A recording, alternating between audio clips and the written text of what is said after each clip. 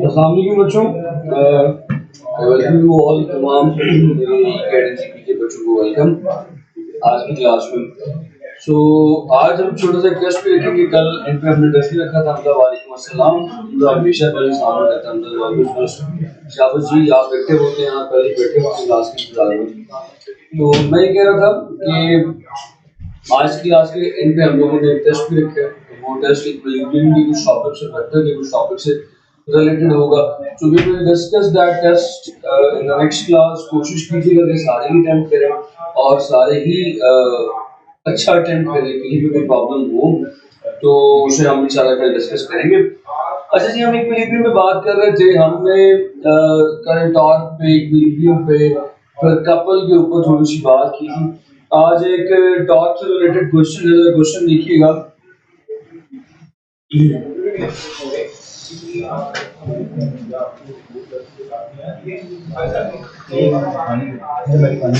So what is discussing? What we are discussing? आज हम क्या चीज डिस्कस करने वाले हैं? We are discuss something about equilibrium once again। एक दो सवाल इक्विलिब्रियम पे करवा के चैप्टर दूसरी को शुरू करवाऊंगा। वकार ए सर जी, वालेकुम सलाम सर। बैकग्राउंड नॉइज बहुत है।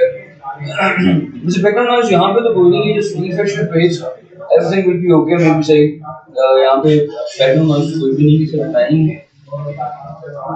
अच्छा जी, क्वेश्चन कुछ इस तरह से है। A uniform beam of weight 15 Newton and 30 meter long is supported on a pivot 3.0 meter long is supported on a pivot 1 meter away from one end। समझाता हूँ। कहना क्या चाह रहा है? कहना कुछ इस तरह से चाह रहा है कि आपके पास एक प्लैंक है। प्लैंक बोले तो लकड़ी का तख्ता है। इस लकड़ी के तख्ते की जो लंबाई है, जो इसकी लेंथ है, दैट इज 3.0 मीटर। इसकी लंबाई 3.0 मीटर है। ऑब्वियसली इसके सेंटर ऑफ ग्रेविटी एन सेंटर में यानी 1.5 मीटर के फासले पे होगा। यानी ये सेंटर ऑफ ग्रेविटी जो है it will be on 1.5 metre distance. Centre of gravity की बात इसलिए कर रहे हैं क्योंकि इसका सारे का सारा वजन जो है, इसका सारे का सारा वेट जो है, that will be acting on its centre of gravity.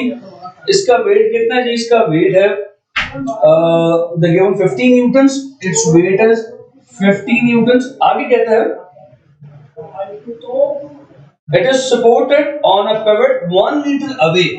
कहते हैं कि इसको सपोर्ट किया जा रहा है कुछ यहां से, यानी सेंटर ऑफ ग्रेविटी से इसे बैलेंस नहीं किया जा रहा, इसे बैलेंस किया जा रहा है तकरीबन 1 मीटर दूर।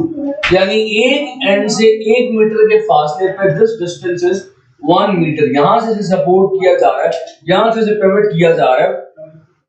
तो आगे कहते हैं it is in equilibrium if a weight is hung. अगर आप यहां से एक वेट लटका दें तो ये बैलेंस हो जाएगा, इक्विलिब्रियम पे चला जाएगा।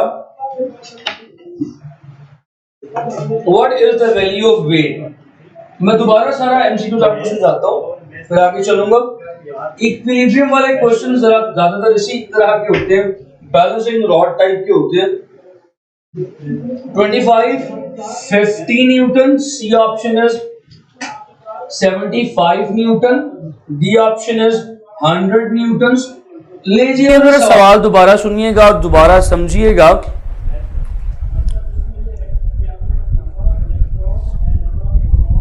ओके। अच्छा, जरा सवाल दोबारा सुनिएगा और दोबारा समझिएगा। सवाल कुछ इस तरह से था कि आपके पास 3 मीटर लंबा एक रॉड है जिसका वजन, जिसका अपना वेट 15 न्यूटन है।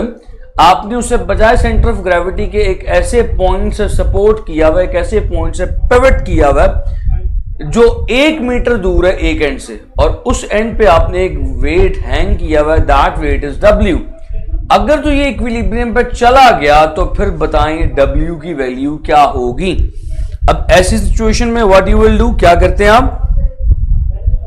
चलें जी, अब क्लियर हो गई आवाज, सही, मुबारक हो। मोहम्मद का जवाब आ गया 25 न्यूटन साथ ही। लेकिन करना कैसे, जरा बाकी बच्चे भी देख लें। ऐसी सिचुएशन में how would you do such calculation? आप पिवट के क्रॉस देखें, पिवट के अराउंड देखें कितने टॉर्क्स मौजूद हैं। अगर आप देखें पिवट के क्रॉस एक सेंटर ऑफ ग्रेविटी की वजह से टॉर्क प्रोड्यूस होगा। दिस टॉर्क इज क्लॉकवाइज, मैं इसे टी बोलता हूं, ये टी सी क्लॉकवाइज टॉर्क है। सिमिलरली इस वेट की वजह से this one anti clockwise torque produce होगा, इसे टी ए बोल देता हूं। If it is in equilibrium condition, अगर तो ये इक्विलिब्रियम कंडीशन में है, then what will happen, torque of anti clockwise side is equal to clockwise torque, दोनों बराबर होंगे। तो अब जरा एंटी क्लॉकवाइज टॉर्क बताइएगा कितना। Anti clockwise torque would be this weight multiply by this moment arm, so W into 1, moment arm था 1, that is equal to anti clockwise torque. Anti clockwise torque इसके रॉड के weight की वजह से है, वो 50 न्यूटन है। 50 मल्टीप्लाई बाय ये वाला फासला कितना होगा जी, दिस फासला वुड बी 0.5, क्योंकि मोमेंट आर्म ये है, ये 0.5 आ गया। लो शाबाश जी, मोहम्मद का जवाब बिल्कुल ठीक था, 0.5 नॉट 2, 0.5, तो ये 25 न्यूटन आता है। बाहर से मुश्किल लगता था, लेकिन हल्का सा सॉल्व करने के साथ ही ये क्लियर हो गया, सॉल्व करने के साथ ही ये सॉल्व हो गया, मुश्किल नहीं था। अब अगला सवाल जो करवाने लगा हूं, that is little bit difficult, little bit, very little bit. उम्मीद है कि जैसे आप लोग एक्टिव हैं माशाल्लाह, वो सवाल भी एकदम कर देंगे। प्लीज अपनी यही एक्टिवनेस टेस्ट में भी शो कीजिएगा। अच्छा मुझे बताइए कि आपको पहले चैप्टर की वर्कशीट मिली कि नहीं मिली? आपको फर्स्ट चैप्टर की वर्कशीट मिल गई या नहीं? क्योंकि मैंने वो दे दी है, आगे 30 MCQ थे वो मैंने दे दिए, उन्हें सॉल्व कीजिएगा जैसे ही आपको मिलती है। हमारी बच्चे वॉइस प्रॉब्लम, हमारी बच्चे I guess voice problem has been solved. जरा बताइएगा, are you getting my voice और नॉट? आपको मेरी आवाज आ रही है कि नहीं आ रही, जरा बता दीजिएगा। उसके बाद ठीक है जी, कुछ बच्चे कह रहे हैं जी वॉइस क्लियर हो गई।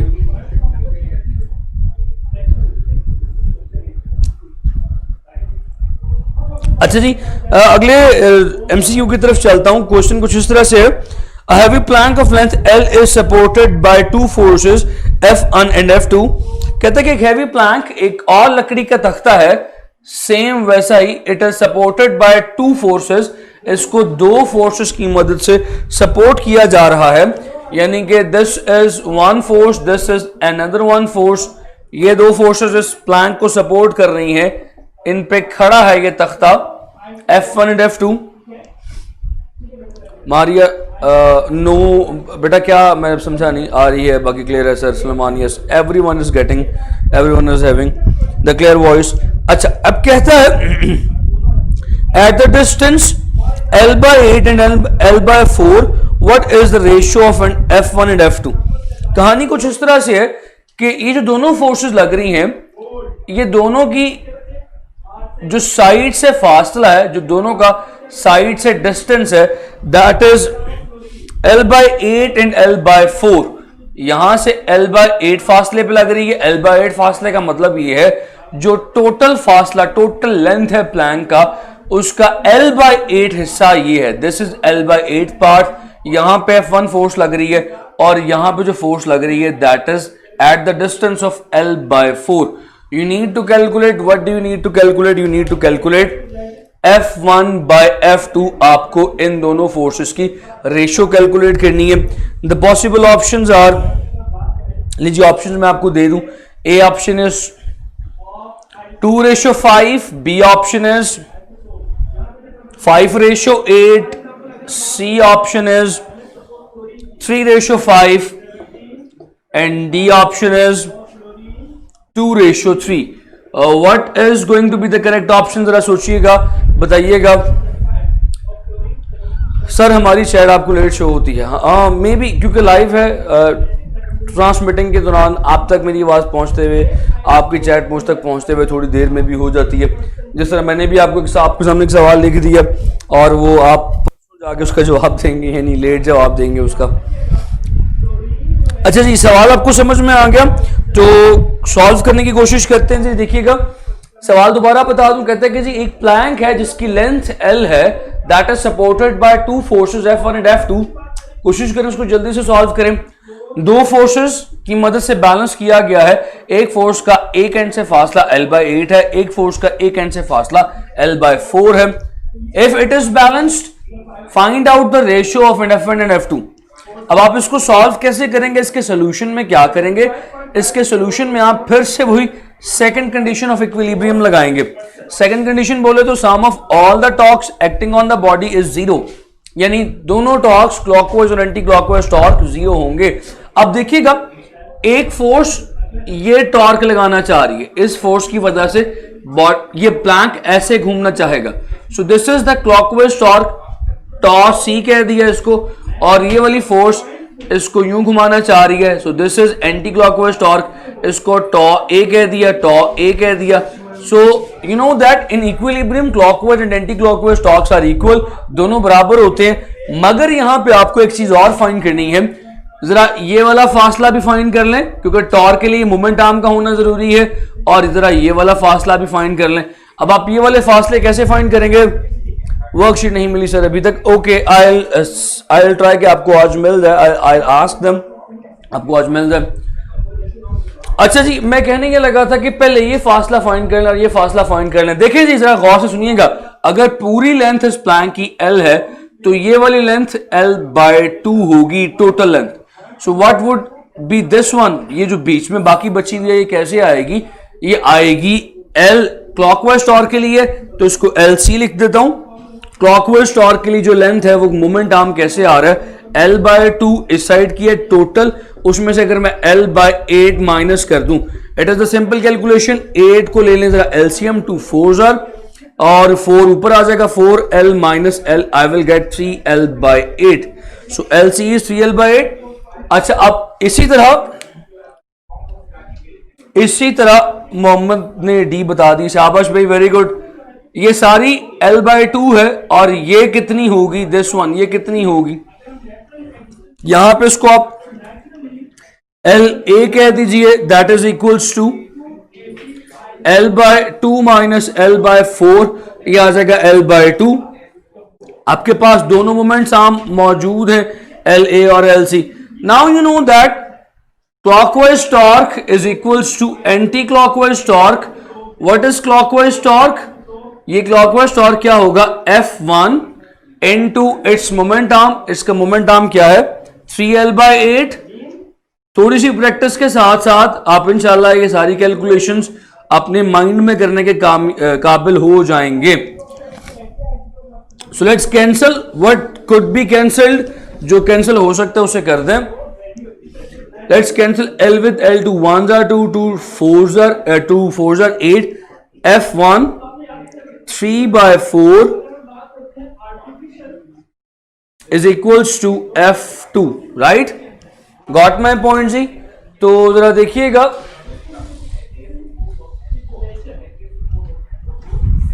आई गेस मैंने ऑप्शंस इसकी नहीं दी थी आपको, सही, इसकी सही ऑप्शन मैंने नहीं दी थी आपको, आई एम सॉरी। यहां पे L/4 था, एक छोटी सी मिस्टेक हो गई, यहां पे 2 आ जाएगा। Okay, got the point. तो F1/F2 क्या आ जाएगा जी? It will become 2/3। So yes, Mohammad was right, the right option is 2/3। ये ले जी, so this is the right option. ठीक है जी। इसी तरह एक सवाल और कर लेते हैं।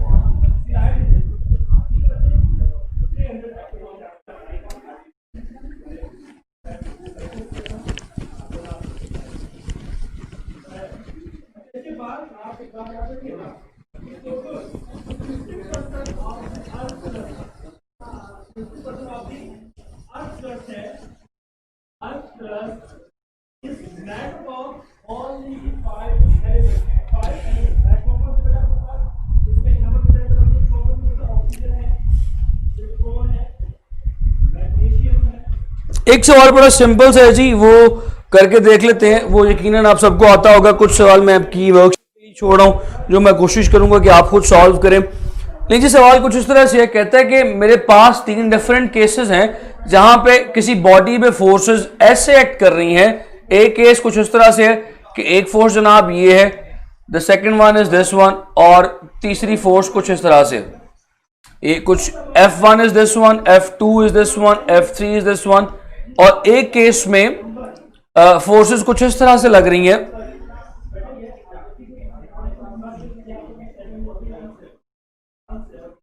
F1, F2, F3 और एक केस में फोर्सेस कुछ इस तरह से लग रही हैं।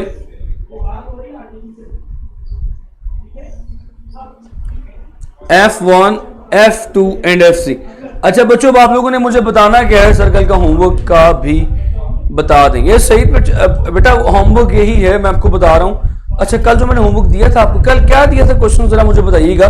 कल मैंने आपको कुछ क्वेश्चन दिए थे, जरा बताइएगा मुझे, मैंने क्या क्वेश्चन दिए थे आपको, जरा टाइप कीजिएगा। मुझे अब याद नहीं, मैंने काफी क्लासेस कल से पढ़ाई है, अभी तक मुझे याद नहीं मैंने आपको क्या होमवर्क दिया था, जरा मुझे बता दीजिए फटाफट से। अच्छा, मैं सवाल ये कर रहा था कि आपके पास लेट से 3 केसेस हैं जहां पे फोर्सेस लग रही हैं। एक केस ये है F1, F2 एंड F3। इस तरह से एक बॉडी पे 3 फोर्सेस लग रही हैं, एक बॉडी पे इस तरह से 3 फोर्सेस लग रही हैं, एक बॉडी पे इस तरह से 3 फोर्सेस लग रहे हैं। तीनों फोर्सेस की वेक्टर डायग्राम आपके सामने ड्रॉन है। अब आपने मुझे ये बताना है इन विच केस, किस केस में summation F is equal to 0, यानी कि कौन सा केस इन तीनों में से ट्रांसलेशनल इक्विलिब्रियम में है। कौन सा केस इन तीनों में से ट्रांसलेशनल इक्विलिब्रियम में है। बहुत सिंपल सी एग्जांपल है, कोई मुश्किल चीज नहीं है।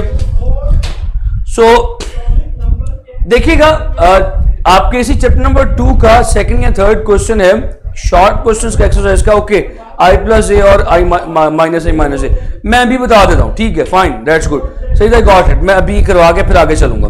अच्छा, तो आपके एक्सरसाइज का दूसरा या तीसरा क्वेश्चन है जहां पे पूछा गया जा रहा है कि भाई 3 वेक्टर्स का सम 0 कब होता है। याद रखिएगा, 3 वेक्टर्स अगर क्लोज फिगर बना रहे हो, क्लोज शेप बना रहे हो, उस केस में, उस सिचुएशन में उन वेक्टर्स का सम 0 होता है। So in this situation, in this case, ये तमाम के तमाम तीनों के तीनों केसेस में जो फोर्सेस हैं, they are making a close figure. इन सब का सम हमेशा 0 होगा, क्लोज फिगर बना रही है।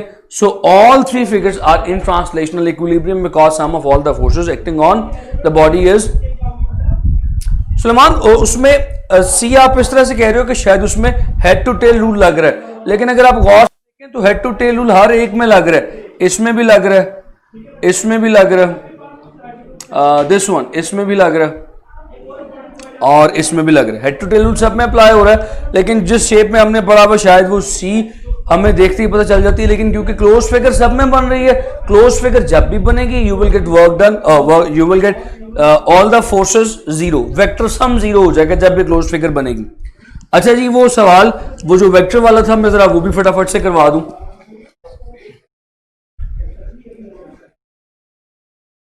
तो जरा देख लीजिएगा फटाफट। I प्लस जे एक वेक्टर था, A is equal to I plus J, और जो दूसरा वेक्टर था B वो माइनस I माइनस जे दूसरा वेक्टर था। अब आप इन दोनों के दरमियान एंगल कैलकुलेट करना था। देखिए जी, मैं आपको बड़ा सिंपल सा बताता हूं, इतनी कोई मुश्किल बात नहीं है। ऐसे क्वेश्चन को सॉल्व करने के एक शॉर्टकट मेथड, छोटा मेथड क्या होता है, आप जानते हैं कि अगर एक vector along positive x axis हो और एक vector along negative x axis हो, ऐसे करके, सो what is the angle between them. You all know that इन दोनों वेक्टर्स के दरमियान जो एंगल होगा 180 डिग्री होगा। ये अप्रोच आप पहले से जानते हैं। अब आपने यही अप्रोच यहां पे अप्लाई करनी है कि भाई अगर एक वेक्टर ए है लेट से अलोंग पॉजिटिव एक्स एक्सिस, दूसरा वेक्टर नेगेटिव एक्स एक्सिस बोले तो नेगेटिव ए है, तो इन दोनों के दरमियान एंगल कितना है, 180 डिग्री। अब आपने यही अप्रोच यहां अप्लाई करनी है। अच्छा, तो अब आप यहां पे क्या करोगे, जरा गौर से देखो, ये तो A लिखा हुआ है, तो अगर B की बात करूं, B में से मैं -1 कॉमन ले लूं तो ये I प्लस जे नहीं बन जाएगा। तो अगर ये I प्लस जे बन जाएगा तो B is equals to -1, I plus J was A, तो I can say that B is equals to -A। अब बात ये की जा रही है कि भाई what is the angle between A and -A। सो अभी मैंने बताया था कि एक वेक्टर और उसके नेगेटिव के दरमियान जो एंगल होता है theta, that is going to be 180 degree. Got yes, इसका आंसर 180 आ रहा है जी, बिल्कुल यही आ रहा है, आपने अभी कैलकुलेट कर लिया। तो इसी तरह से एक सवाल और, अब ये भी मुझे जरा फटाफट से बता दें, बड़ा सिंपल सा, I plus J and I minus J के दरमियान क्या एंगल होगा? आई प्लस जे और आई माइनस जे के दरमियान क्या एंगल होगा, जरा बता दें फटाफट से। अब इसको भी बगैर कैलकुलेशन के, बगैर किसी हेक्टिक कैलकुलेशन के, कॉस साइन टैन लगाने के बगैर सॉल्व कैसे किया जा सकता है? अगर आप अपने माइंड में, जो चीज मैं यहां बनाने लगा हूं, अपने माइंड में सोचें कि यार ये जो पहला वेक्टर है आई भी पॉजिटिव जे भी पॉजिटिव, सो ये किस कोऑर्डिनेट में लाई करेगा? It would lie in plus plus plus minus minus minus plus minus, so it would lie in somehow first coordinate. मान लो कि ये है आई, ये है जे, राइट,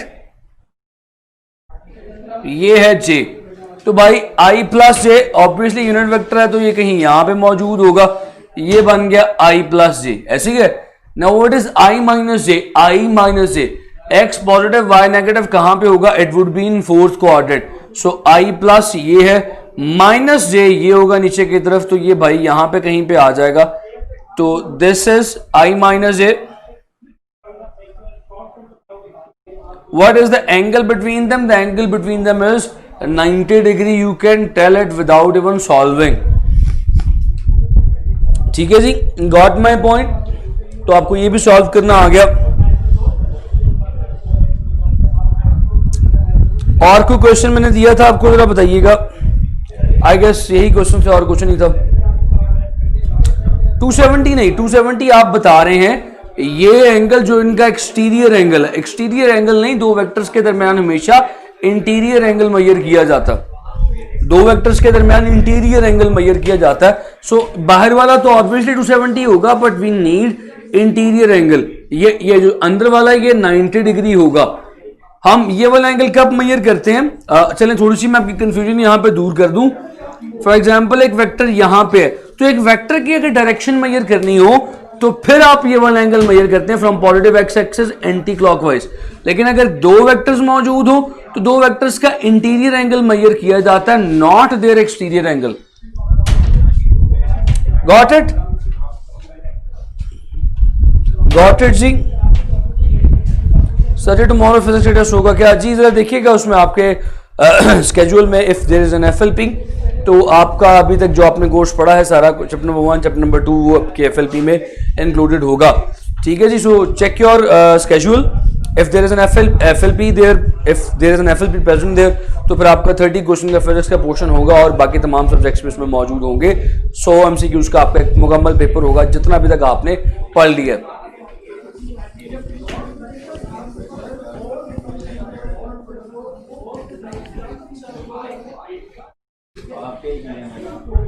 मोहम्मद चाबश, सही चाबश, you are participating very good. आप साथ में पार्टिसिपेट कर रहे हैं। वकार आप भी, आपके कमेंट्स भी आ रहे हैं, सईद के भी आ रहे हैं, मोहम्मद के भी आ रहे हैं, सलमान के भी आ रहे हैं, और साथ ही एक खालिद के भी कमेंट्स आ रहे थे। So if you have any problems you can keep asking, आप लेक्चर के दौरान पूछ सकते हैं। सो जी let's start the next chapter.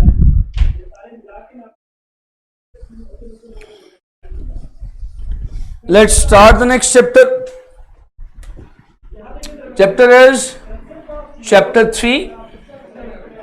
Chapter 3 is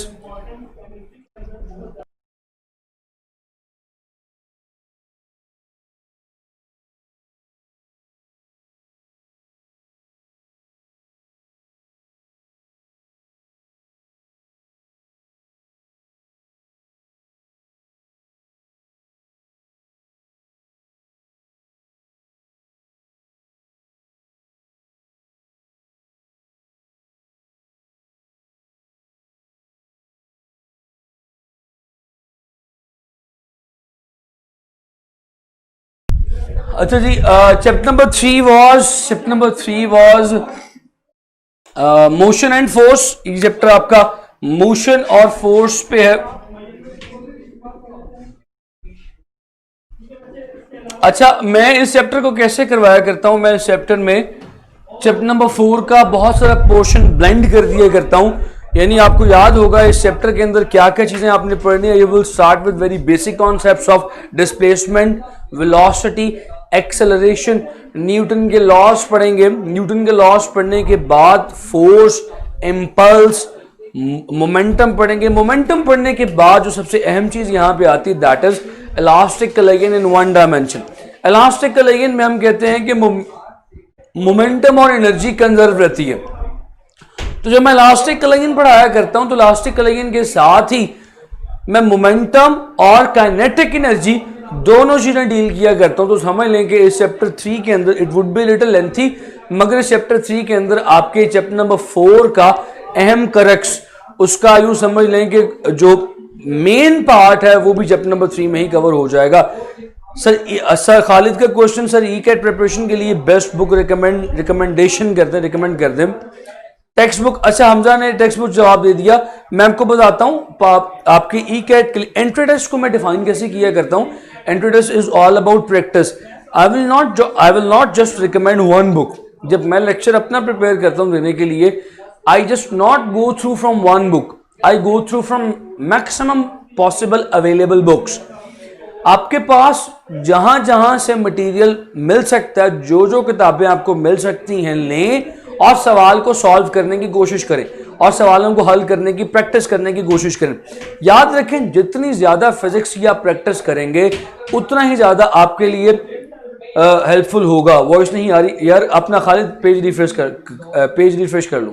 अच्छा, बता मैं ये रहा था कि जितनी ज्यादा प्रैक्टिस करेंगे उतना ही ज्यादा आपके रिजल्ट के लिए हेल्पफुल होगा। फिजिक्स एक ऐसा सब्जेक्ट है, अगर आप ये सोचते हैं कि शायद क्रैम करके रट्टा लगा के आपको चीजें समझ में आ जाएंगी, ये टोटली गलत है। आपके पूरे एंट्री टेस्ट में मैथमेटिक्स और फिजिक्स टोटली मुकम्मल तौर पे एक टेक्निकल सब्जेक्ट है। ये रट्टे की मदद से कतई समझ नहीं आएंगे, ये समझ आएंगे तो सिर्फ और सिर्फ आपको प्रैक्टिस है। सो आपके पास जितनी पॉसिबल बुक्स हैं, जितनी बुक्स आप नेट से उठा सकते हैं, पकड़ें और सवालों को सॉल्व करना शुरू करें। आपके पास यहाँ पे जो इल्म की दुनिया का क्वेश्चन बैंक है 30,000 MCQs तकरीबन, उस पे उसको सर्च करें, उसमें से क्वेश्चन सॉल्व करने शुरू करें। कुछ भी मत छोड़ें। जो जहाँ से आपको नोट्स मिलते हैं, क्वेश्चंस मिलते हैं, आपके दोस्त किसी और अकेडमी होंगे, उन अकेडमी के नोट्स उनसे पकड़ें, सॉल्व करना शुरू करें। ठीक है जी। So chapter number 3 is regarding motion and force, kinematics और डायनामिक्स का ये ब्लेंड है चैप्टर। आपने 9th क्लास में काइनेमैटिक्स और डायनामिक्स के बारे में पढ़ा हुआ है। So I am going to start this chapter with a very basic concept, what is rest, what is motion. क्या ख्याल है जी, रेस्ट और मोशन में क्या फर्क है? इंतहाई बेसिक, इंतहाई आसान कॉन्सेप्ट से बात शुरू करते हैं। रेस्ट बोले तो if a body is not changing its position with respect to some observer. मिसाल के तौर पे आप मुझे ऑब्जर्व कर रहे हैं, I am standing still here, मैं अपनी पोजीशन को नहीं बदल रहा, so you will say the sir is at rest, मैं मूव नहीं कर रहा। So motion is if I keep on changing my position with respect to you. आप मुझे देख रहे हैं और आपके लिहाज से मैं अपनी पोजीशन को बार बार बदलता चला जा रहा हूं, सो you will say I am not at rest, I am in motion. बात समझ रहे हो बच्चों? So what is rest, what is motion, it got clear to you?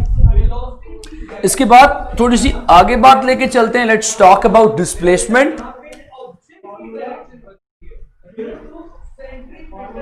What is meant by displacement? जनाब इंतहाई सिंपल सा कॉन्सेप्ट है, आपने मैट्रिक में भी पढ़ा हुआ है, बस थोड़ा सा इसको रीडिफाइन करके यहां पढ़ाऊंगा। सपोज कर लें कि आप इस वक्त पोजीशन ए पे मौजूद है। पोजीशन ए का जो पोजीशन वेक्टर है ओरिजिन से वो ये है,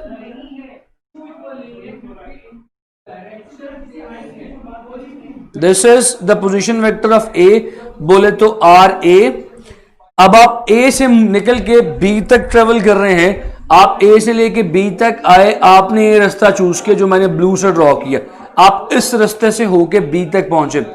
बड़ी अहम बात करने लगा हूं, जब आप बी पे पहुंचे तो बी का position vector with respect to origin बना आर बी। बड़ी अहम बात करने लगा हूं, जरा गौर से सुनिएगा डिस्प्लेसमेंट को समझाने के लिए। जब आप ए से निकल के बी तक पहुंचे, आपने ये ब्लू कलर का रास्ता इख्तियार किया, जब आप बी पे पहुंच गए तो अगर कोई आपसे पूछे कि भाई जब आप ए पे थे उसके बाद जब आप ए से निकल के बी तक आए तो आपकी पोजीशन में क्या चेंज आया? आपकी पोजीशन में चेंज आया this one, delta R. This delta R is defined as displacement.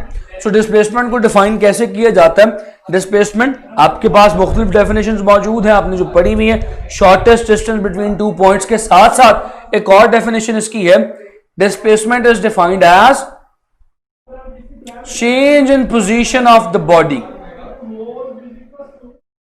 Body में आने वाली बॉडी की पोजीशन में आने वाले चेंज का नाम डिस्प्लेसमेंट है। So this delta R was equals to displacement। Delta R किसके इक्वल होगा? Delta R would be equals to R B minus R A, जो पोजीशन में change, that was displacement. Now this displacement is a vector quantity. Everyone knows के इसकी nature क्या है, this quantity is vector. So ज्यादा detail में हम इस सिंपल सी क्वांटिटी पे बात नहीं करेंगे, बात करते हैं इसके ग्राफ पे। How many types of graphs are there, इसके ग्राफ्स कैसे हो सकते हैं? I guess it is clear. Sir ji एक क्वेश्चन था, sorry for disturbing, no problem मेरी जान Waqar, you can ask. Sir ji nuclear अच्छा इंजीनियरिंग लिखा होगा, न्यूक्लियर इंजीनियरिंग के लिए बीएससी में कौन सा सब्जेक्ट चूज करना चाहिए? A very good question. My engineering is basically सब फील्ड ऑफ न्यूक्लियर इंजीनियरिंग। मेरी इंजीनियरिंग है मैटलर्जिकल एंड मटेरियल्स इंजीनियरिंग फ्रॉम यूवीटी। तो जब हमसे कोई पूछते हैं कौन सी इंजीनियरिंग है तो हम उसे बताया कहते हैं डॉक्टर अब्दुल कदीर खान वाली इंजीनियरिंग है। So if you want to be a nuclear engineer, if you work with atomic energy commission, atomic energy commission जो पाकिस्तान का न्यूक्लियर पावर प्लांट के साथ काम करने वाला इदारा है, डिफेंस सेक्टर के साथ काम करता है, अगर आप वहाँ काम करना चाहते हैं तो आपके लिए जो बेहतरीन यूनिवर्सिटीज़ हैं, you can go for metallurgical and materials engineering in UVT Lahore. UVT करवा रही है मेटलर्जिकल एंड मटीरियल इंजीनियरिंग। आपके साथ कभी अपने लाइफ एक्सपीरियंसेस शेयर करूंगा। मेरी जॉब लगी KRL में, कोहोटा रिसर्च लेबॉर्ट्री के अंदर, मगर क्योंकि वो रावलपिंडी में थी और वहाँ पे जब जाते हैं तो आपका 5 साल का बॉन्ड होता है। बॉन्ड बोले तो you have to work with them for 5 years। तो उस वक्त मेरी अम्मा ने मुझे इजाज़त नहीं दी जाने की 5 साल के लिए। सो इफ़ अगर मुझे इजाज़त मिल जाती है at this time I would be there, I would be working with atomic energy commission Pakistan. और इसके अलावा जो दूसरी यूनिवर्सिटी है वो पियास है, Pakistan institute of engineering and applied sciences. That university also works with atomic energy commission, direct job लगती है। अगर आप पियास में काम करें तो एटॉमिक एनर्जी कमीशन या स्पार्को बोले तो स्पेस स्टेशन फॉर पाकिस्तान, जैसे कि अमेरिका का नासा है ना जो ऊपर खलाई शटल भेजता है, खलाई तैयारी ऊपर भेजता है, इस तरह पाकिस्तान के लिए स्पार्को है। You can get admission directly there. Sir अगर इंटरेस्ट ना हुआ इस साल तो क्या होगा? देखें सुलेमान, अच्छा सवाल है आपका, इस सवाल को मैं क्लियर कर दूं। अगर इंटरेस्ट ना हुआ, चलें मैं आपकी बात को मान लेता हूं, अगर इंटरेस्ट ना हुआ then what will happen? If there is no interest this year then the merit of UVT and other private universities are going to touch 95+%। उसकी वजह ये होती है कि मैंने बहुत सारे ऐसे बच्चे देखे जिनके शायद 90-95% मार्क्स आ जाते हैं और वो UVT में एडमिशन इसलिए नहीं ले पाते या नाश में या किसी और गवर्नमेंट या प्यास में किसी और गवर्नमेंट स्ट्रॉन्ग यूनिवर्सिटी में एडमिशन इसलिए नहीं ले पाते बिकॉज उनका एंट्री टेस्ट में स्कोर अच्छा नहीं होता। एंट्री टेस्ट में उनका स्कोर बहुत बुरा होता है। इवन मैंने आपसे एग्जांपल भी शेयर की थी ओरिएंटेशन वाले दिन कि मेरा एक अपना दोस्त था, he got 950 marks. At that time उसकी परसेंटेज टोटल बनती थी शायद 70-72% एग्रीगेट एंट्री टेस्ट का मिला के। सो उसका एडमिशन नहीं हो पाया। सो अगर इस साल एंट्री टेस्ट ना हो पाया तो वो सारे अच्छे बच्चे जिनके FSC में तो मार्क्स कम है लेकिन एंट्री टेस्ट में अच्छा स्कोर करने की अहलियत या कैपेबिलिटी रखते हैं, वो दब जाएंगे, वो बहुत नीचे रह जाएंगे। और वो सारे क्रैमर्स या वो बच्चे जिनमें शायद अहलियत नहीं है लेकिन उनके नंबर बहुत ज़्यादा आगे हैं, वो बहुत आगे निकल जाएंगे। So that is not going to happen. Mark my words, write my words, this is my prediction, ये मेरी पेशन हुई है। Mark my words, this is never gonna happen. Entry test is always gonna happen. ठीक है जी। Sir chemical dies की कोई field, chemical dies की कोई field is chemical engineering. Chemical engineering you can do polymer engineering, you can do industrial and manufacture design, ये सारी fields chemical से related हैं। केमिकल इटसेल्फ है, केमिकल इटसेल्फ के बाद पॉलीमर इंजीनियरिंग है, पॉलीमर के बाद polymer, you know what is polymer, polymer के बाद इंडस्ट्रियल एंड मैन्युफैक्चर है। सर इस साल फास्ट का टेस्ट नहीं हुआ तो एडमिशन कैसे होगा? इस साल फास्ट का टेस्ट नहीं हो रहा। Up to my information FAST admission करेगा बाय ओपन मेरिट, जैसे कि यूँ समझ लीजिए कि पंजाब यूनिवर्सिटी के डिफरेंट डिपार्टमेंट्स का होता है, आपके एफएससी के मार्क्स के बेस पे होगा without entry test. So its merit is gonna touch sky, बहुत बढ़ जाएगा मेरिट। ठीक है जी, अब वापस आते हैं सवाल की तरफ। बात कर रहा था कि डिस्प्लेसमेंट का ग्राफ कैसे बनता है। इसका ग्राफ बनाया जाता है, डिस्प्लेसमेंट का ग्राफ बनाया जाता है टाइम के साथ। Time is taken along X axis and displacement is taken along Y axis. इसका ग्राफ किस किस्म का हो सकता है? मान लीजिए कि इसका ग्राफ है इस तरह से स्ट्रेट लाइन। सो ये ग्राफ आपसे क्या कहना चाह रहा है? ये ग्राफ आपसे कहना चाह रहा है वक्त के गुजरने के साथ साथ velocity is going to be same, यानी वक्त गुजरता चला जा रहा है मगर फासला इक्वल तय हो रहा है। यानी कि जब टाइम t1 था, फासले की कवर होने की वैल्यू ये थी, जब टाइम बढ़ गया इक्वल फासला कवर हो रहा है। सो आपने बचपन में एक डेफिनेशन पढ़ी हुई है, if equal interval of time, if equal displacement is covered in equal interval of time, then velocity is said to be uniform. So this graph shows you that velocity is going to be uniform. ये velocity uniform होगी, and if this velocity is going to be uniform, तो displacement time graph की बात करूं, velocity अगर uniform है, uniform साफ सा करके लिख रहे हैं, अगर वेलोसिटी यूनिफॉर्म है तो इस ग्राफ के लिए एक्सेलरेशन क्या होगी? जीरो होगी। इसी तरह इसी का एक और ग्राफ कुछ यूं भी पूछा जाता, कुछ यूं भी आ जाता। What do you think? ये ग्राफ आपसे क्या कहना चाह रहा है? क्या ख्याल है? ये ग्राफ आपसे क्या कहना चाह रहा है, जरा बताइएगा। ये ग्राफ आपसे ये कहना चाह रहा है कि जब टाइम कम था, टाइम की वैल्यू शॉर्ट थी, तब डिस्प्लेसमेंट की वैल्यू बहुत तेजी से बढ़ रही थी। जब टाइम की वैल्यू बढ़ी तब डिस्प्लेसमेंट की वैल्यू ने बढ़ना कम कर दिया। ये ग्राफ देखिए आगे की तरफ झुक रहा है, ये ग्राफ आगे की तरफ जा रहा है, टाइम एक्सिस की तरफ जा रहा है। फिर जब टाइम मजीद बढ़ा तो देखें डिस्प्लेसमेंट में कुछ ज्यादा खातिर ख्वाह इजाफा नहीं आया।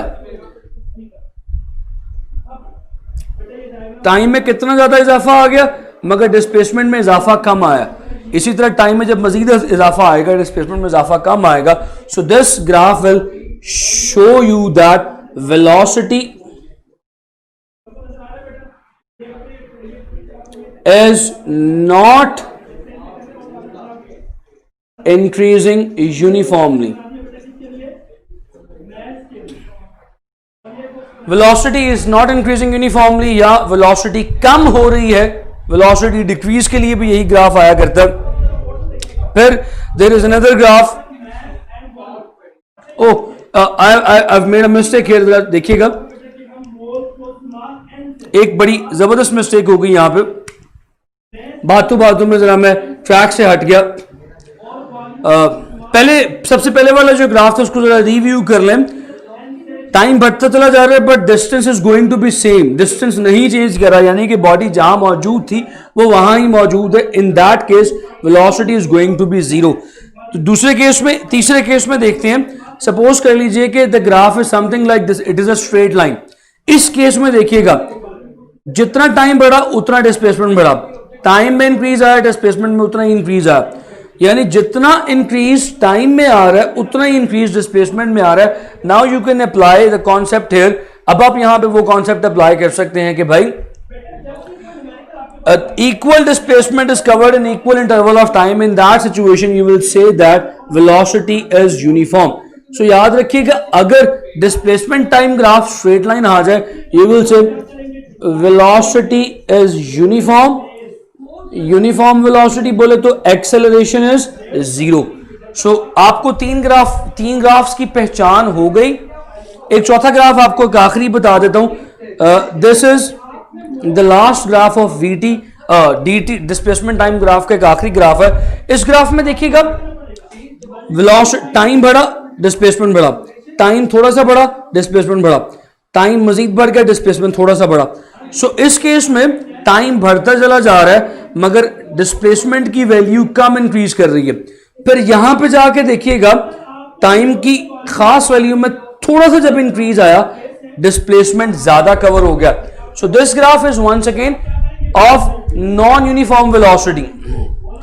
मोहम्मद ने जवाब दिया वी इज डिक्रीजिंग, तो ये वी इज डिक्रीजिंग कौन सा जी? वी इज डिक्रीजिंग के ग्राफ के लिए आपने बताया, जरा ये बता दीजिएगा। सो मैं इस ग्राफ के ऊपर बात कर रहा था कि this graph is of non uniform velocity, यानी खास पॉइंट के बाद जाके वेलोसिटी में इजाफा ज्यादा होगा. सो आई कैन से दैट कि after this point, after this specific point, this graph is the graph of increasing velocity. तो आपको साथ ही ये पता चलना चाहिए कि अगर आपके पास डिस्प्लेसमेंट टाइम ग्राफ मौजूद है, this is D, this is T. Displacement time graph के लिए चंद चीजों का आइडिया आपको होना चाहिए. This is displacement time graph. आप यहां पे कहते हैं कि वेलोसिटी जीरो है, जिस तरह मैंने अभी बताया. अगर वेलोसिटी जीरो है तो एक्सेलरेशन भी जीरो है. ये आपको कैसे पता चलता है? इसी तरह एक और ग्राफ ड्रॉ करके आपके सामने एग्जांपल क्रिएट करता हूं. ये वाला ग्राफ आपने बताया था कि यूनिफॉर्म वेलोसिटी का है. How do you know? There is a very simple method to know. आप इस ग्राफ की स्लोप देखें. What is the slope of displacement time graph? याद रख लीजिएगा, स्लोप कहते हैं इस थीटा के टैन को. Slope is equals to tan of theta. Do you know what is tan theta? Perpendicular over base. Tan theta is perpendicular. Perpendicular कौन सी वैल्यू है? डिस्प्लेसमेंट की. बेस में क्या है? टाइम. डिस्प्लेसमेंट ओवर टाइम, यानी slope of displacement time graph is velocity. ये कहीं पर लिख लीजिएगा. डिस्प्लेसमेंट टाइम ग्राफ की जो स्लोप होती है दैट इज वेलोसिटी. एक सवाल यहां पे आगे डिस्प्लेसमेंट से रिलेटेड बड़ा अहम, जरा देख लीजिएगा.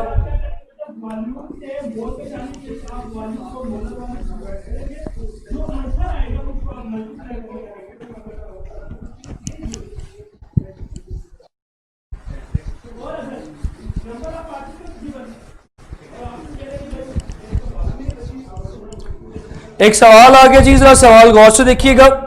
सवाल है, अ बॉडी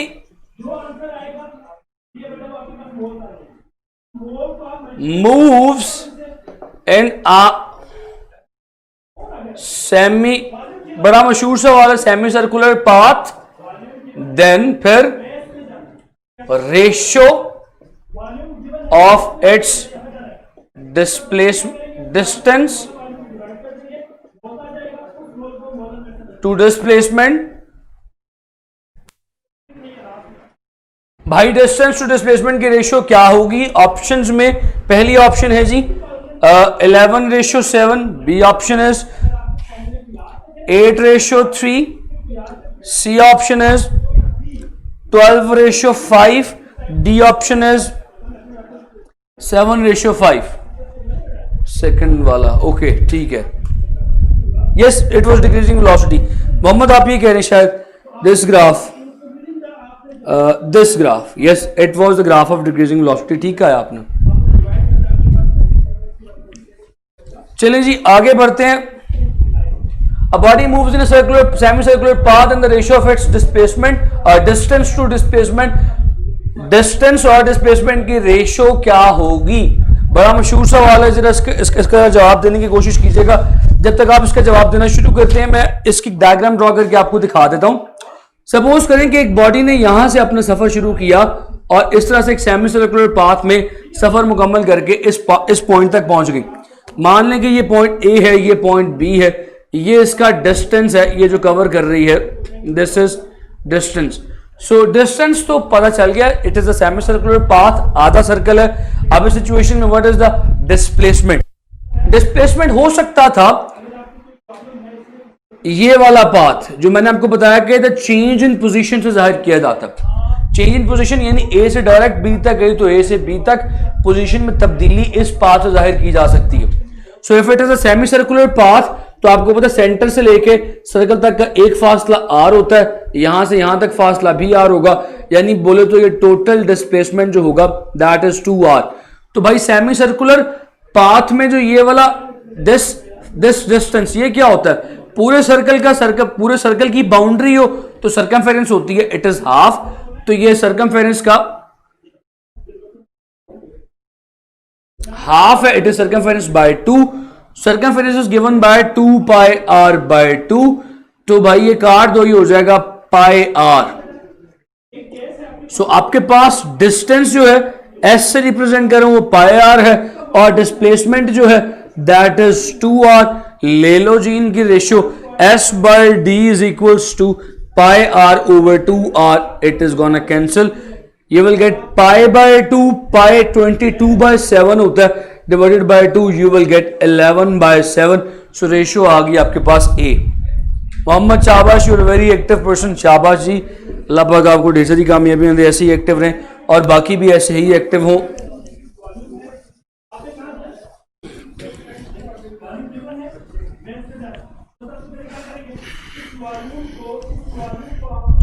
अच्छा जी, उससे आगे चलिए, वेलोसिटी पे बात कर लेते हैं थोड़ी सी जी। वेलोसिटी पे बड़ी माइनर सी बात करने के बाद, थोड़े से ग्राफ डिस्कस करने के बाद फिर इससे रिलेटेड एक सवाल करेंगे। So what is velocity? Everyone knows, मुझे यहां पे इसको बताने की जरूरत नहीं। What is meant by velocity? Velocity is the rate of change of displacement. So it is v is represented by delta d over t, rate of change of displacement. ये एक वेक्टर क्वांटिटी है, it is measured by meters per second, इसकी dimensions LT-1 हो जाएंगी। इंतहाई basic बातें बताने की जरूरत नहीं भाई। एक सेकंड में जितना फासला तय हुआ उस फासले को टाइम पे डिवाइड करो, वेलोसिटी आ जाएगी, सिंपल सी बात है। जो अगली बात है important, that is let's talk about instantaneous velocity। Instantaneous velocity का जरा कॉन्सेप्ट जरा समझ लो प्लीज, फिर इसके बाद अगली बात करूंगा, एक सवाल करूंगा। What is meant bye instantaneous velocity? Instantaneous velocity क्या होती है जरा सुनिएगा गौर से। इंस्टेंटेनियस वेलोसिटी कहते हैं, लेट्स से कि आप लाहौर से इस्लामाबाद निकले सफर पे, अब आपकी गाड़ी मोटरवे के ऊपर है, बहुत लंबा सफर है, आपकी वेलोसिटी की वैल्यू सारे सफर में कई दफा इंक्रीज करेगी, कई दफा डिक्रीज करेगी। अब आप उस मोटरवे पे अपने सफर पे रवा दवा है कि आपने अचानक एक सेकंड के लिए, या मैं ये कहूं कि एक सेकंड से भी बहुत छोटे लम्हे के लिए, पलक झपकने के लम्हे के लिए गाड़ी के स्पीडोमीटर पे देखा, उस वक्त गाड़ी की जो स्पीड थी वो उस गाड़ी की इंस्टेंटेनियस वेलोसिटी थी, वो उस गाड़ी की उस लम्हे की वेलोसिटी थी। So that was instantaneous velocity, यानी कि the velocity of a car, the velocity of a body for a very short period of time, इतना शॉर्ट के टाइम अप्रोचेस टू जीरो, उस वक्त जो वेलोसिटी होती है that is called as instantaneous velocity. इसको रिप्रेजेंट किया जाता है limit delta T approaches to zero, बहुत छोटे टाइम के लिए, delta D by delta T. So that is instantaneous velocity. इसके साथ बात करते हैं एवरेज वेलोसिटी की। Do you know what is meant by average velocity?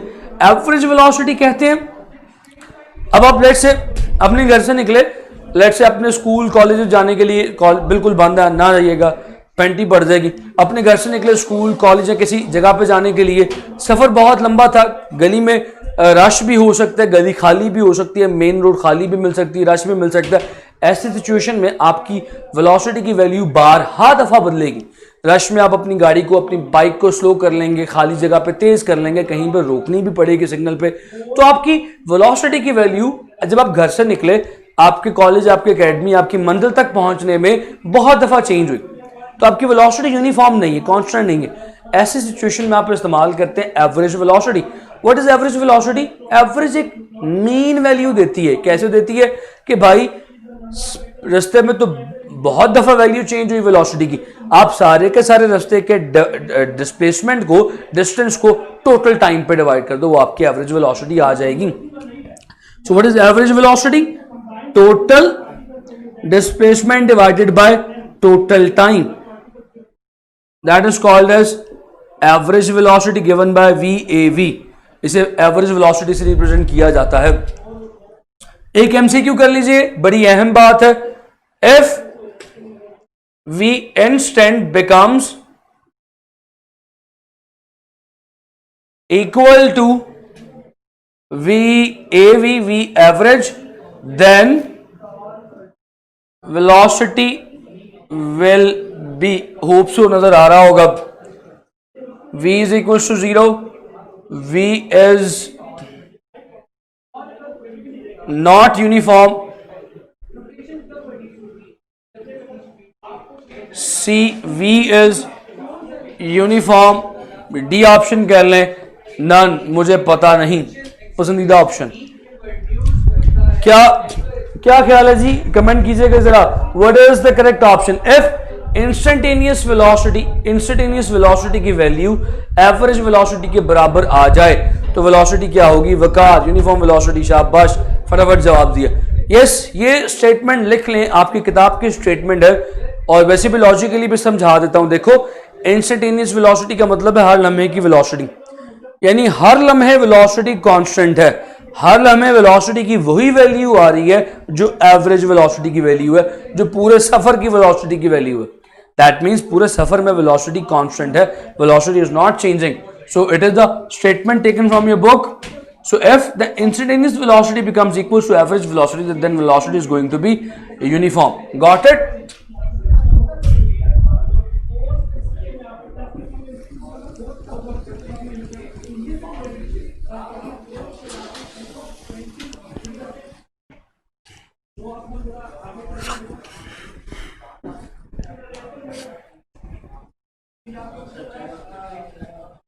रख दे। जज़ाकल्लाह, thank you so much.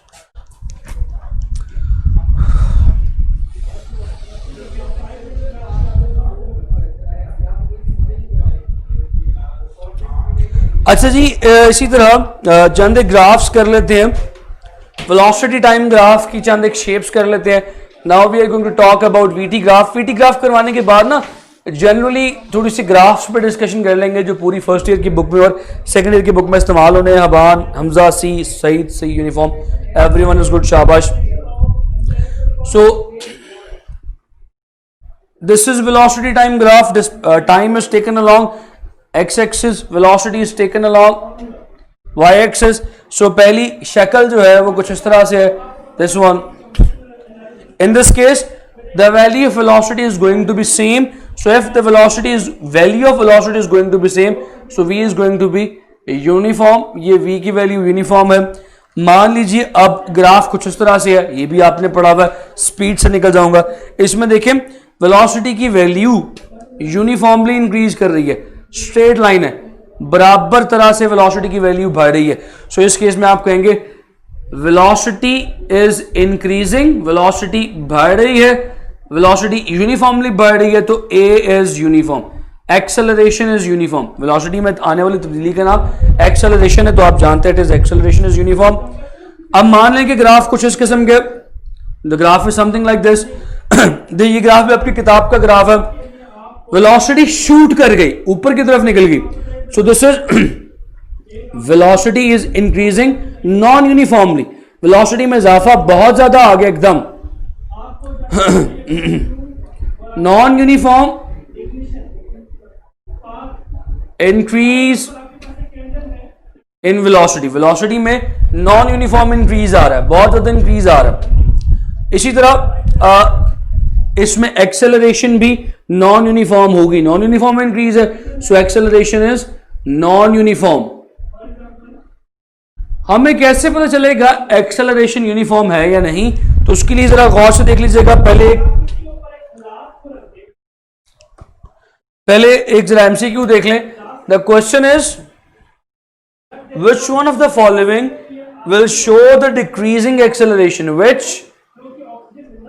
One of the following will give the decrease in acceleration? Option A देखिएगा, this is option A, this is option B, this is option C, this is option D. So what do you think? जरा इसके भी फटाफट जवाब दीजिएगा। आपके ख्याल में कौन सी ऑप्शन डिक्रीज इन एक्सेलरेशन को जाहिर कर रही है?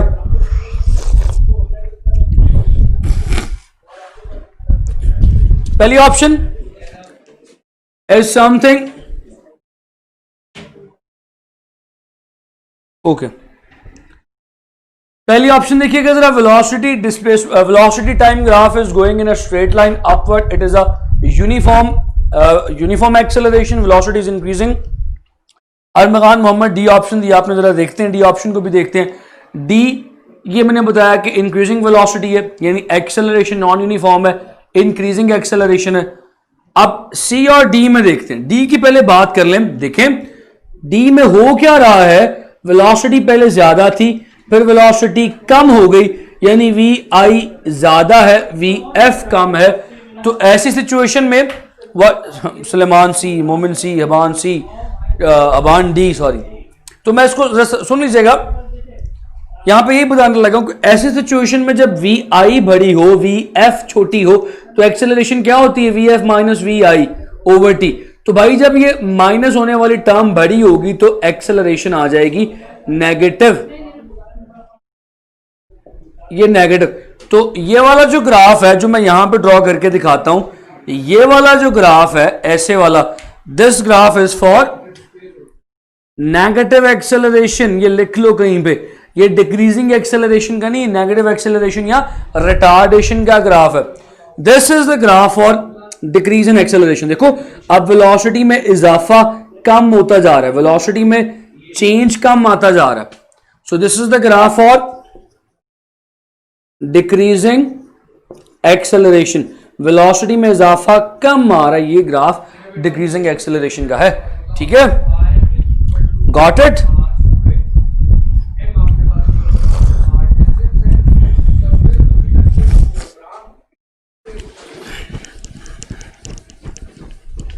एक सवाल बड़ा मजे का, वो भी शेयर कर लें, ए लेवल्स की बुक का क्वेश्चन है, लेकिन यकीन करें कॉन्सेप्ट आपकी बुक का बड़ा सिंपल सा इस्तेमाल हुआ हुआ। देखते हैं आप जवाब देते हैं कि नहीं देते। I will be happy if you will try to give the answer.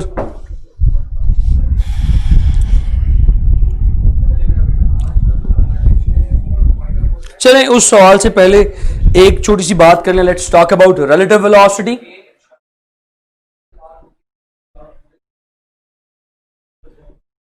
Do you know what is meant by relative velocity? Relative velocity से क्या मुराद है? बड़ा सिंपल सा कॉन्सेप्ट है, मैं 9th क्लास में आपने पढ़ा हुआ है। Relative velocity कहते हैं नेगेटिव एक्सेलरेशन, डी में ही नेगेटिव एक्सेलरेशन है, सी डिक्रीज एक्सेलरेशन था, डी था ही नेगेटिव एक्सेलरेशन। डी क्या था जी? सुलेमान वकार, डी ये वाली ऑप्शन थी। So this option is of negative acceleration. देखो वी आई बड़ी है, वी एफ कम है, सो एक्सेलरेशन क्या होती है, V F minus V I over T. So जब ये वाली माइनस होने वाली चीज बड़ी हो तो जवाब क्या आता है, नेगेटिव। सो डी ऑप्शन थी ही नेगेटिव एक्सेलरेशन की, ठीक है। वो सी ऑप्शन थी डिक्रीज इन एक्सेलरेशन की। अच्छा, रिलेटिव वेलोसिटी की बात कर रहा था। रिलेटिव वेलोसिटी क्या होती है? सपोज कर लें कि ये है जी किसी चोर की गाड़ी। अब गाड़ी देखिए मैंने कितनी जबरदस्त बनाई है, अब पुलिस की गाड़ी, और ये है जी किसी चोर की गाड़ी। They both are traveling in a same direction with certain velocity। मैं कहता हूं इसकी वेलोसिटी v1 है, इसकी वेलोसिटी v2 है। लेट्स से जो v1 है उसकी वैल्यू है 100 किलोमीटर पर आवर, और जो v2 है उसकी वैल्यू है let's say 120 kilometre per our. अब जरा मुझे ये बताइएगा, क्या पीछे वाली गाड़ी जो v2 जो पुलिस की गाड़ी है, क्या वो कभी चोर को पकड़ पाएगी? ऑब्वियसली जवाब होगा हाँ। जवाब हाँ क्यों होगा? क्योंकि पिछली गाड़ी की स्पीड, पिछली गाड़ी की वेलोसिटी अगली से ज्यादा तेज है, तो अल्टीमेटली ये कभी ना कभी अगली को पकड़ पाएगी, अगली को कैच कर पाएगी। अब मेरा सवाल ये है आपसे कि भाई पिछली गाड़ी अगली से कितनी तेज है? What I am asking what is relative velocity of v2 with respect to v1, कि भाई v2 वेलोसिटी v1 की निस्बत कितनी ज्यादा है? रिलेटिव बोले तो निस्बत कितनी ज्यादा है। सो इफ याद रखिएगा both objects are travelling in the same direction, then हम वेलोसिटी को सबट्रैक्ट करते हैं, बड़ी में से छोटी को सबट्रैक्ट करेंगे, v2 minus v1, the relative velocity is 20 kilometre per our. अब सवाल कुछ इस तरह से कर देता हूं कि भाई जो चोर भाई हैं उनकी वेलोसिटी हो गई 140 किलोमीटर पर आवर। अब इस सिचुएशन में क्या कभी पुलिस उन चोरों को कभी पकड़ पाएगी? ये पाकिस्तानी पुलिस नहीं हो सकती जी, बिल्कुल नहीं हो सकती। सो अब पाकिस्तानी पुलिस है, अब हो सकती है, यस अब हो सकती है, क्योंकि ये कभी भी पहुंच नहीं पाती। सो इस सिचुएशन में क्या ये कभी पकड़ पाएगी? इसकी 120 है, इसकी 40 है, क्या ये कभी रीच कर पाएगी? No, it will never ever reach those thieves कभी भी इन तक पहुंच नहीं पाएगी। क्यों? क्योंकि उसकी वेलोसिटी कम है। अब आपसे पूछूं भाई, what is the relative velocity of v1 with respect to, कि भाई v1 v2 की निस्बत कितनी ज्यादा है? Your answer would be now v1 minus v2 20 kilometre per hour. अच्छा यार, आप जरा गौर से सुनो, रिलेटिव वेलोसिटी की बात की जाए अगर सेम डायरेक्शन में, तो सेम डायरेक्शन में माइनस की जाती है। अगर ऑपोजिट डायरेक्शन की बात की जाए कि भाई ये आगे जा रही है, ये इसे क्रॉस करना चाह रही है, ऐसे जैसे मोटरवे पे दो गाड़ियां आपस में क्रॉस होती हैं, इन दिस सिचुएशन जब क्रॉस करने लगे तब what would be the relative velocity in that situation? The relative velocity is going to be added. उस केस में रिलेटिव वेलोसिटी को ऑपोजिट डायरेक्शन में ऐड कर देते हो। अब पूछूंगा जी v1 v2 के हिसाब से क्या, then what you will do, opposite direction में ऐड कर दोगे 120 plus 140, you will get 260 kilometre per hour. ठीक है जी, इतनी सी बात पे आज खत्म करते हैं। रिलेटिव वेलोसिटी सेम डायरेक्शन में ये वाहिद सेम डायरेक्शन में सब्ट्रैक्ट होती है। वाहिद ऐसा वेक्टर है जो कि सेम डायरेक्शन में सब्ट्रैक्ट कर दिया जाता है, और वाहिद ऐसा वेक्टर जो कि ऑपोजिट डायरेक्शन में ऐड कर दिया जाता है। ठीक है जी, मोहम्मद नो, वकार नो, ये आपने नो किस चीज पे कहा जरा बता दें।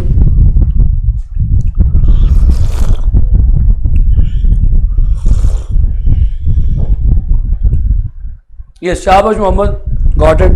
नहीं जी, यहां तक आज मुझे इजाजत दीजिए। रिलेटिव वेलोसिटी से आगे चंद इंपॉर्टेंट इंटरेस्टिंग मजे के क्वेश्चन सॉल्व करेंगे, जो कहा था कि ए लेवल्स के कुछ क्वेश्चन है वो सॉल्व करेंगे इंशाल्लाह।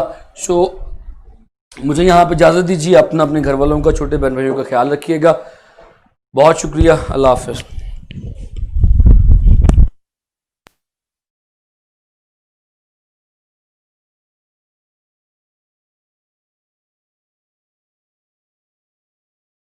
अच्छा बच्चों, मुझे एक बात याद आ गई, वो ये अपना फटाफट पेज रिफ्रेश करें, आपका एड्रेस आपकी स्क्रीन पे आ जाएगा।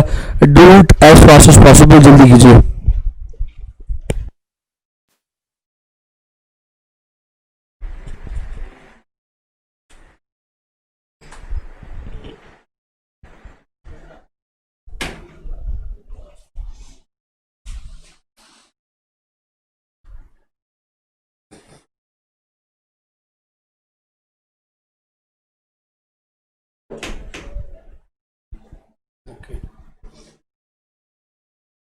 बच्चों, आप लोगों का टेस्ट स्टार्ट हो चुका है, ज़रा अपनी स्क्रीन पे देख लें। And everyone should attempt it.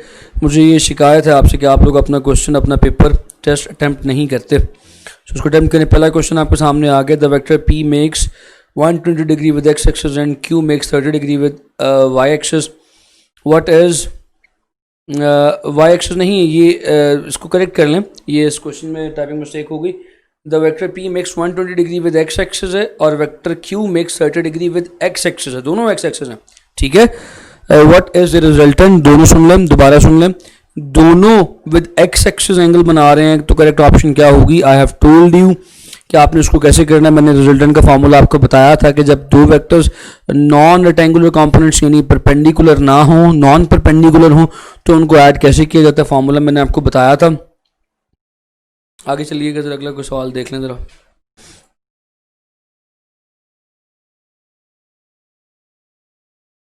Okay, जिनको टेस्ट शो नहीं हो रहा वो जरा रिफ्रेश करके पेज को स्टार्ट टेस्ट कर दें। What is the angle between I plus J and I minus J? तो ये बिल्कुल वैसे ही क्वेश्चन है जो मैंने भी आपको डिस्कस करवाया था कि बगैर सॉल्व किए इसको आप अपने IQ से कैसे सॉल्व कर सकते हैं। So the answer was 90। हाँ, मैं तो आंसर ही बता दिया। हाँ है। इससे आगे चलिए, ये क्वेश्चन भी डिस्कस हो गया बलाद। Which diagram shows the body is in translational equilibrium? तो ये भी सॉल्व हो चुका है, तो गलत मत कीजिएगा। आगे चलते हैं, और आखिरी क्वेश्चन, यस ये थोड़ा सा आपका क्वेश्चन टेक्निकल है। You need to understand this question. इसको जरा गौर से समझिएगा, समझ के सॉल्व कीजिएगा। जिनको टेस्ट शो नहीं हुआ, just refresh their page, the test will be appeared on your screen.